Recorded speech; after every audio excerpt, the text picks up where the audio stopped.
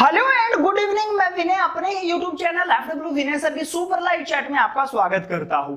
आज हम हिस्ट्री का एक छोटा सा टॉपिक कवर करने वाले हैं जिसमें हम गौतम बुद्ध के जीवन परिचय के बारे में पढ़ेंगे, यानी कि टॉपिक रहेगा बौद्ध धर्म।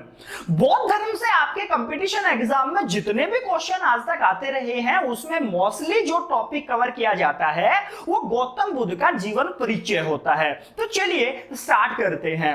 अगर हम बात करें बौद्ध धर्म के संस्थापक की तो आप सब जानते होंगे कि गौतम बुद्ध जो है वो बौद्ध धर्म के संस्थापक रहे हैं।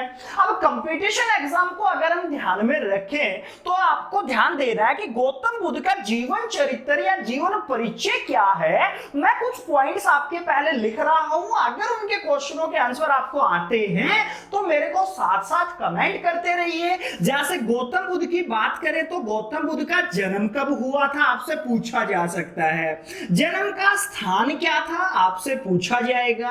अरे उनके पापा का नाम क्या था पूछा जा सकता है। गौतम बुद्ध की माता का नाम पूछा जाएगा। याद रखना मम्मी पापा ने उनका नाम प्यार से क्या रखा, यानी कि गौतम बुद्ध का बचपन का नाम या रियल नेम आपसे पूछा जा सकता है। कुछ टाइम बाद गौतम बुद्ध की शादी कर दी गई, मतलब पत्नी का नाम पूछेगा। एक पुत्र पैदा हुआ, पुत्र का नाम पूछेगा। उसके बाद उसके जीवन में 4 घटनाएं हैपन होती हैं, वो बहुत इंपॉर्टेंट हैं। और 4 घटनाओं के बाद गौतम बुद्ध जो थे वो गृह त्याग कर देते हैं, मतलब घर छोड़ देते हैं। उस घटना को एक नाम दिया जाता है, ये भी आपसे पूछा सकता है वो, और कितने वर्ष की आयु में उन्होंने गृह त्याग किया था। उसके बाद क्या होता है वो थोड़ा सा बाद में पढ़ेंगे। अब देखिए, मैं इन सारे क्वेश्चनों को जो आपने, मैं आशा करता हूं कि आपने कमेंट भी साथ साथ किए होंगे। अगर नहीं किए हैं तो वीडियो को पॉज कर दो यहीं पे, और पहले इन क्वेश्चनों के आंसर अगर आप जानते हैं तो कमेंट में जरूर बताइएगा। अब चर्चा करते हैं कि यहां पर ये सारी चीजें क्या हैं। ध्यान से सुनना, मैं आपको जो टाइम बता रहा हूं वो 6ठी शताब्दी बीसी की घटना है। मतलब हम 6ठी शताब्दी बीसी की बात कर रहे हैं। 6ठी शताब्दी बीसी में क्या हुआ, एक जगह थी, आपने नाम सुना भी हो, और उस जगह का नाम था कपिल वस्तु। याद रखना, ये जो कपिल वस्तु जगह है ये प्रेजेंट टाइम पर नेपाल में चल रही है। मतलब 6ठी शताब्दी बीसी एक जगह कपिल वस्तु नेपाल में जो वर्तमान टाइम पर है उसके राजा चल रहे थे शुद्धोधन। याद रखना, अगर मैं शुद्धोधन की बात करूं तो शुद्धोधन कहां के राजा थे आपसे पूछा जा सकता है। शुद्धोधन कपिल वस्तु के राजा थे।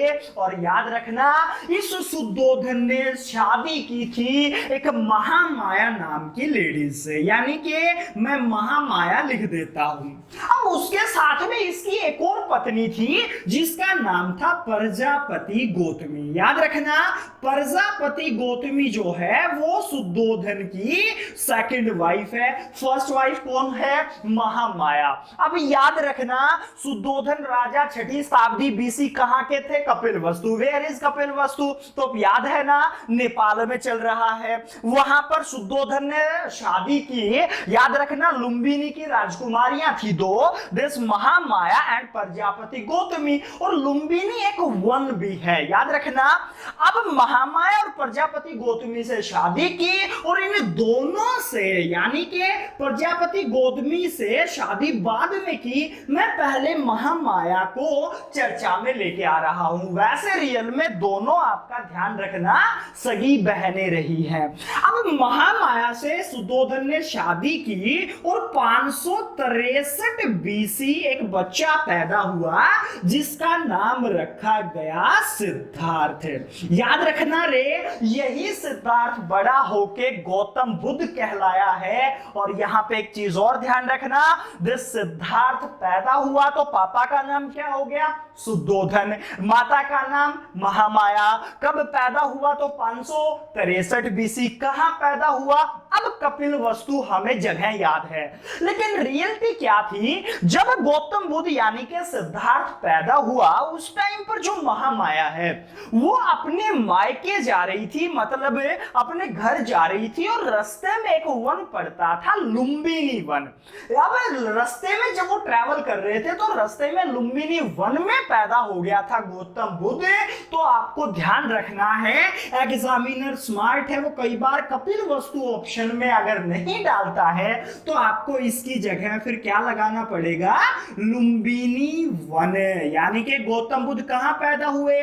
रियलिटी तो क्या है? रियलिटी लुम्बिनी वन में पैदा हुआ था, लेकिन उनके पापा राजा कहां के थे रे? कपिल वस्तु। प्रेजेंट कहां पे जगह है? तो वही चल रहा है, नेपाल। तो यहां पे हमें कुछ चीजें पता चली कि गौतम बुद्ध जो हैं उनका जन्म कब हुआ? 563 बीसी में जन्म हुआ। कहां पे हुआ था? लुम्बिनी वन। फर्स्ट प्रेफरेंस देना है। अगर ऑप्शन में नहीं है देन कपिल वस्तु। पापा कौन थे? दे सुद्धोधन। याद रखना, सुद्धोधन जो थे वो शाक्य गोत्र के स्त्रीय थे। अरे पीछे एक DSSB का पेपर हुआ था, उसमें क्वेश्चन पूछा गया था कि गौतम बुद्ध किस राजवंश से बिलोंग करते थे। तो गौतम बुद्ध किस राजवंश से बिलोंग कर रहे हैं? शाक्य गोत्र के स्त्रीय हैं। कौन है ये? गौतम बुद्ध। अब यहां पे देखिए, सुद्धोधन शाक्य गोत्र के स्त्रीय हो गए हैं, माता महामाया हो गई है। अब यहां पे नाम सिद्धार्थ रखा गया, लेकिन बताते हैं कि गौतम बुद्ध जब पैदा हुए तो वो 7 दिन का ही था कि महामाया की डेथ हो जाती है। अब जब उसकी डेथ हो जाती है तो फिर गौतम बुद्ध को यानी कि सिद्धार्थ को पालेगा कौन? उसकी दूसरी मम्मी यानी कि मौसी, उसके पापा की दूसरी पत्नी यानी कि प्रजापति गौतमी। और प्रजापति गौतमी ने उसको पाला। एक पुत्र प्रजापति गौतमी से भी था जिसका नाम नंदीवर्धन। और ये एग्जामिनर कई बार डाल देता है कि गौतम बुद्ध के स्थान पर सुद्धोधन के बाद राजा बनने वाला व्यक्ति कौन था? याद रख रहा रे, नंदीवर्धन। अब गौतम बुद्ध सिद्धार्थ को पाला किसने था? प्रजापति गौतमी, क्योंकि मम्मी की डेथ हो गई। कई जगह आपको एक और मिल सकता है कि मम्मी की डेथ प्रसव के दौरान भी हुई थी। यानी कि हमें अभी तक एग्जैक्ट श्योर नहीं है, यानी हमें पता नहीं है कि मम्मी की डेथ कब हुई थी, 7 दिन के बाद हुई थी या प्रसव के दौरान हुई थी। इस पर अभी संशय बना हुआ है, तो आप ध्यान रखेंगे। अब होता क्या है, मैं आपको एक छोटी सी स्टोरी से सुना देता हूं। गौतम बुद्ध जब पैदा हुए तो आपका गौतम बुद्ध पैदा होते ही एक आकाशवाणी हुई थी जो केवल सुद्धोधन को सुनाई दी थी। अब उस आकाशवाणी में क्या हुआ कि एक आवाज सुनाई दी और वो कह रही थी कि आपको एक बेटा पैदा हुआ है और वो बेटा बड़ा होकर के महान संत बनेगा। अब सोचिए कि बड़ा होकर के जब महान संत बनेगा, पापा ने जब ये चीजें सुनी होंगी तो पापा को एक झटका सा लगा होगा। लेकिन उस टाइम के पापा यानी कि आजकल के भी पापा नहीं चाहते कि मेरा बेटा बड़ा होकर के एक महान संत बने। मानता हूं वर्तमान में कुछ ऐसे चाहते भी होंगे कि उनका बेटा बड़ा होकर के राम रहीम बने, लेकिन उस टाइम के पापा नहीं चाहते थे कि उनका बेटा बड़ा होकर संत बने। अब सुद्धोधन भी नहीं चाह रहा है कि उनका बेटा जो सिद्धार्थ है वो बड़ा होकर के संत बने। तो उसने देश विदेशों से जितने भी ज्योतिष आचार्य पढ़े लिखे व्यक्ति थे उनको इकट्ठा किया और बुलाया और उनसे पूछा कि एक व्यक्ति किस स्थिति में अपना संत बनने की ओर अग्रसर होता है। तो सभी ने जब अपने अपने जवाब दिए और एक कंक्लूजन निकला कि कोई भी व्यक्ति अगर उसके जीवन में दुख है तो वो व्यक्ति सन्यास की तरफ भागता है। यानी कि सुद्धोधन के माइंड में एक बात सेट हो गई थी कि कोई भी व्यक्ति अगर उसके जीवन में दुख आते हैं तो वो सन्यास की तरफ भागेगा। इसलिए सुद्धोधन डिसाइड करके बैठ गया था कि गौतम बुद्ध के जीवन में कभी भी मैं दुख नहीं आने दूंगा। उसने एक स्पेशल टाइप से नगर बसाया। नगर की कुछ कंडीशन होती थी, यानी कि गौतम बुद्ध के आगे कुछ कंडीशन थी कि कोई भी व्यक्ति अंधा, काना, लंगड़ा, लूला, बीमार, बूढ़ा, रोता हुआ व्यक्ति तक भी नहीं आ सकता था। गौतम बुद्ध के सामने है ना, कोई भी व्यक्ति, जो मैंने अभी नाम लिए, लंगड़ा लूला अंधा काना बूढ़ा व्यक्ति, वो गौतम बुद्ध के सामने नहीं आ सकते थे। क्यों? क्योंकि गौतम बुद्ध के जीवन में अगर कहीं भी थोड़ा सा भी एहसास हो गया कि जीवन में दुख है, तो वो सन्यास की तरफ भाग जाएगा। ये डर पापा शुद्धोधन को था। होता क्या है, प्रारंभिक शिक्षा महल में संपन्न हो जाती है। प्रारंभिक शिक्षा महल में होती है। जो घटनाएं हैपन होनी थी वो उसके जीवन में अभी तक कुछ हैपन नहीं होती हैं। थोड़े से जब वो हायर एजुकेशन के लिए अप होने जा रहा था तो उसने शहर का यानी कि गांव का भ्रमण करना स्टार्ट किया। अब जब वो गांव का भ्रमण करने जाता था यानी अपने शहर का भ्रमण करने जाता था, तो वो जिस गली से गुजरता था वो उसके सारथी पे डिपेंड करता था, और पहले मुनादी करवा दी जाती थी कि आज गौतम बुद्ध इस गली से आएगा, तो उस गली में कोई भी ऐसा व्यक्ति गौतम बुद्ध को दिखाई ना दे जो रोता हुआ हो, बूढ़ा, लंगड़ा, लूला, अंधा काना यानी बीमार हो। गौतम बुद्ध का जीवन अच्छे से चल रहा था। लेकिन अब प्रारंभिक शिक्षा तो महल में संपन्न हो चुकी थी। अब हायर एजुकेशन के लिए शहर जाना पड़ेगा, और जब हायर एजुकेशन के लिए शहर जाना पड़ेगा तो अब पापा को डर सताने लगा।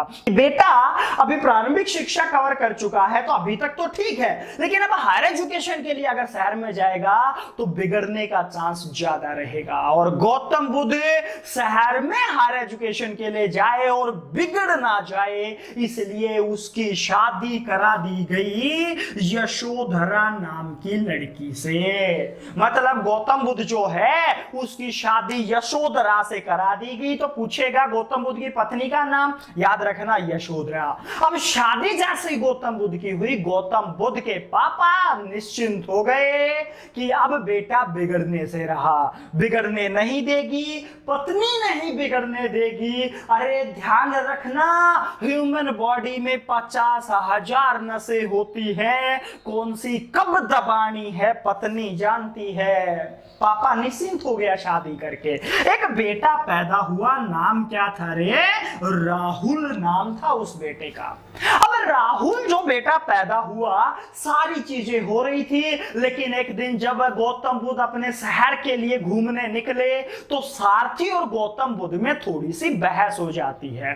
गौतम बुद्ध कहता है मैं इस गली से जाऊंगा, सारथी कहता है नहीं सर आज इससे चलेंगे, लेकिन ध्यान रखना नेक्स्ट राजकुमार है गौतम बुद्ध यानी कि सिद्धार्थ, मानी उसकी जाएगी, गौतम बुद्ध की मानी जाएगी। सिद्धार्थ की बात उसके साथी ने सुनी और वो उसी के अकॉर्डिंग गली में चला गया। अब जैसे ही गली में थोड़ा सा आगे गया, गौतम बुद्ध ने जीवन में पहली बार एक बूढ़ा व्यक्ति देखा।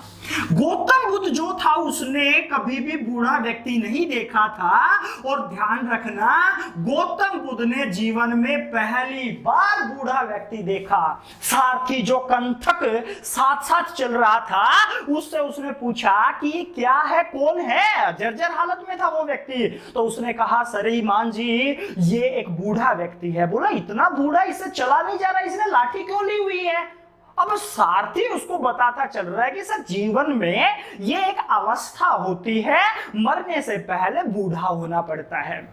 अब गौतम बुद्ध के जीवन में पहली बार ये व्यक्ति क्लिक कर रहा था, उसने देखा नहीं था कि बूढ़ा होता क्या है। इसी बात पर चर्चा कर ही रहे थे, थोड़ी सी और आगे गुजरे तो उसने एक व्यक्ति देखा जो कि बीमार था। मतलब एक बीमार व्यक्ति उसने देखा। लाइफ में कभी भी बीमार व्यक्ति नहीं देखा था गौतम बुद्ध ने। वो एक व्यक्ति चर्म रोग से ग्रस्त था, एक दीवार के साथ चिपका हुआ था और करहा रहा था, आवाज आ रही थी दुख भरी, और वो करहा रहा था। गौतम बुद्ध ने फिर सारथी से पूछा कि रे ये कौन है? तो उसने कहा श्रीमान जी ये एक बीमार व्यक्ति है, और जो ये बीमार है ना, ये व्यक्ति अभी मरने के लिए भगवान से प्रार्थना कर रहा है कि हे भगवान मुझे बुला लो। उसके जीवन में दुख ही दुख थे। ये दिखा रहा था, कौन दिखा रहा था? गौतम बुद्ध ने जो बीमार व्यक्ति देखा था वो दिखा रहा था। इसी बात पर फिर चर्चा करते हुए आगे बढ़े और जीवन में पहली बार गौतम बुद्ध ने शव यात्रा देखी।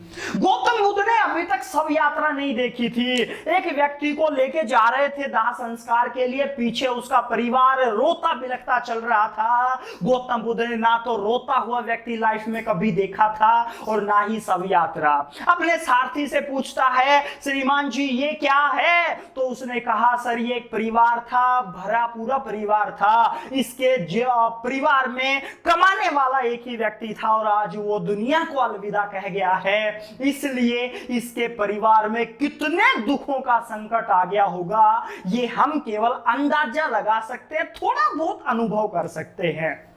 गौतम बुद्ध के माइंड में जो 3 घटनाएं अभी तक हुई, बूढ़ा व्यक्ति, बीमार व्यक्ति और शव यात्रा, इन तीनों घटनाओं के कारण एक इमेज छप चुकी थी कि रे मेरे जीवन में सुख है, बाकी दुनिया जो है उसके जीवन में तो दुख भी है। इस बात पर चर्चा आगे बढ़ी। सारथी से गौतम बुद्ध ने कहा कि ये जीवन में सुख और दुख देता कौन है? तो सारथी का एक बहुत अच्छा व्यंग्य है, श्रीमान जी मेरे हाथ में तो नहीं है, ये सुख और दुख देना भगवान के हाथ में है। अब सारथी ने कहा, फिर सर ये भगवान मिलेगा कहां पे? तो उसने कहा, भगवान से मिलने का अच्छा तरीका तो मैं नहीं जानता हूं, लेकिन सामने से जो सन्यासी आ रहा है वो जानता है कि भगवान कहां मिलेगा। और ये कहते हुए सारथी ने पीछा छुड़ा लिया। और जो यहां पर गौतम बुद्ध हैं, उसने जीवन में पहली बार एक सन्यासी देखा था रे।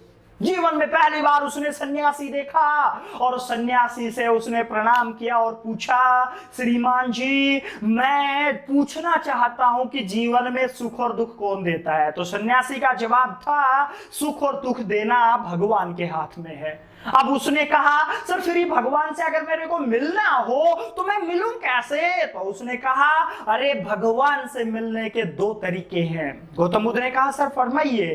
पहला तरीका उसने बताया कि अगर भगवान से मिलना है तो सबसे पहले आपको बूढ़ा होना पड़ेगा, मरने के लिए रीजन चाहिए, इसलिए बीमार होना पड़ेगा। उसके बाद आपकी शव यात्रा निकाली जाएगी और फिर आप भगवान से मिल सकते हो। अब जैसे ये बात सन्यासी ने बताई गौतम बुद्ध को, गौतम बुद्ध का माइंड थोड़ा सा घूम गया। उसने कहा, रे ये तीनों चीजें तो मेरे जीवन में अभी अभी हैपन हुई हैं। और ध्यान रखना, पहले बूढ़ा व्यक्ति उसने देखा था, बीमार व्यक्ति, और फिर शव यात्रा। और उसने कहा, कुछ आगे बोलने ही वाला था, सन्यासी ने बीच में टोक दिया और सन्यासी कहता है, श्रीमान अगर इस प्रोसेस से जाओगे तो आप वापस नहीं आ सकते। गौतम बुद्ध कह रहा, नहीं नहीं नहीं, दूसरा बताओ रास्ता, दूसरा।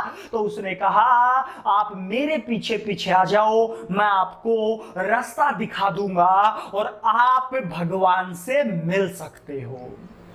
याद रखना रे, गौतम बुद्ध के जीवन की 4 घटनाएं एग्जाम में आती हैं सीरीज में। मैंने एक कहानी जरूर सुनाई है, लेकिन उन 4 घटनाओं को सीरीज में जोड़ दिया है रे। ध्यान रखना, बूढ़ा व्यक्ति, बीमार व्यक्ति, शव यात्रा और सन्यासी। अब गौतम बुद्ध के माइंड में बहुत ज्यादा मंथन चल रहा था रे। वो वापिस घर आता है, रात को नींद नहीं आ रही उस भाई साहब को। माइंड जो था वो वक्त के थपेड़ों से जूझ रहा था कि मैं करूं क्या। और ध्यान रखना, गौतम बुद्ध 29 वर्ष के थे। मम्मी यानी कि महामाया जा चुकी थी। घर में 2 उसके बहुत ही प्यारे सदस्य मौजूद थे। यशोधरा और राहुल को रात में बाय बाय कहता है और 29 वर्ष की आयु में घर छोड़ के चला जाता है। जब गौतम बुद्ध ने घर छोड़ा तो इस घटना को एक नाम दिया गया, महाभिनिष्क्रमण। याद रखना रे, गौतम बुद्ध के जीवन की जो घटना थी महाभिनिष्क्रमण, याद रखना महाभिनिष्क्रमण। दिस वर्ड में दोबारा लिख दूं, महाभिनिष्क्रमण, ये गौतम बुद्ध के जीवन की घटना है। याद रखना, ये बोला जाता है कि गौतम बुद्ध के जीवन की गृह त्यागी की घटना को हम क्या कहते हैं, तो उसको बोला जाता है महाभिनिष्क्रमण। अब गौतम बुद्ध घर छोड़ चुका था, वो 29 वर्ष की आयु में था। 29 वर्ष की आयु में उसने घर छोड़ा। अब घर छोड़ने के बाद क्या करेगा? उसने उस सन्यासी को अपना गुरु माना और पूछा जा सकता है गौतम बुद्ध का पहला गुरु कौन था? अरे मैं नाम लिख दूं, अलार कलाम। याद रखना, गौतम बुद्ध ने पहला गुरु किसे बनाया था? अलार कलाम नाम का एक आदमी था। उस व्यक्ति ने गौतम बुद्ध को उस व्यक्ति को गुरु बनाया और इस व्यक्ति ने उसे सांख्य दर्शन की शिक्षा दी। मैं जैसे एक वर्ड लिख रहा हूं रे, दिस सांख्य दर्शन। और एक चीज और मैं आपको बताता चलूं, ये दर्शन संख्या में कितने हैं तो आपको ध्यान रखना है। दर्शन संख्या में 6 हैं। एक मैं लिख चुका हूं, देश सांख्य दर्शन। फर्स्ट आपका सांख्य दर्शन, मैं और लिख देता हूं फटाफट कौन कौन से दर्शन हैं। सेकंड बात करें तो देश योग दर्शन आपके पास है। नंबर 3 बात करें तो आप ध्यान रखेंगे न्याय दर्शन आपके पास है। नंबर 4 बात करें तो वैशेषिक लिख रहा हूं मैं, देश वैशेषिक दर्शन बहुत फेमस है। नंबर 5 बात करें तो पूर्व मीमांसा है आपके पास। और नंबर अगर मैं बात करूं 6 की तो उत्तर मीमांसा है। ये आपसे पूछा जाता है, पूर्व मीमांसा और उत्तर मीमांसा। तो दर्शन संख्या में कितने हो गए रे? 6 दर्शन है। मैं फिर बता दूं, सांख्य दर्शन, योग दर्शन, न्याय दर्शक, वैशेषिक दर्शन, पूर्व मीमांसा और उत्तर मीमांसा। और याद रखना, ये आज के लिए आपका होमवर्क है। आपने केवल एक छोटा सा काम करना है। अरे गूगल गुरु है हमारे पास, या अगर याद नहीं होता तो ये 6 के 6 दर्शन के राइटर कौन है। हालांकि मैं फासली बता देता हूं, वो आपने सर्च जरूर करने हैं। सांख्य दर्शन किसने लिखा? चलो नहीं बताते, आप इनको ढूंढना जरूर है, क्योंकि अगर खुद ढूंढोगे याद करने में आसानी होगी और आपको अंदर से अनुभूति होगी, आपको अच्छा लग रहा है, अरे कुछ याद हो रहा है। क्योंकि चलते चलते कचरा उठाना सीखिए, क्योंकि कचरा नहीं उठाया, अरे कंपटीशन एग्जाम निकलेगा जरूर, लेकिन टाइम लेगा। अब अलार कलाम से सांख्य दर्शन की शिक्षा जो ली गौतम बुद्ध ने, वो होता क्या है? सांख्य दर्शन में मेडिटेशन करना सिखाया गया। यानी कि गौतम बुद्ध के मेडिटेशन करना सिखाया गया कि आप जीवन में भगवान से मिलना चाहते हो तो आप मेडिटेशन करिए। और उसके बाद क्या हुआ वो पढ़ेंगे इसी गौतम बुद्ध के जीवन चरित्र के या जीवन परिचय के सेकंड पार्ट में। आज के इस वीडियो में हम इतना ही पढ़ रहे हैं। हाँ, नीचे मैं एक क्विज भी दे रहा हूं, आप डिस्क्रिप्शन बॉक्स में जाके उस 10 क्वेश्चन की क्विज को सोल्व करिए और एक्सपीरियंस मेरे साथ शेयर करो। मिलते हैं इसी के सेकंड पार्ट में। आज के लिए इतना ही। Thank you.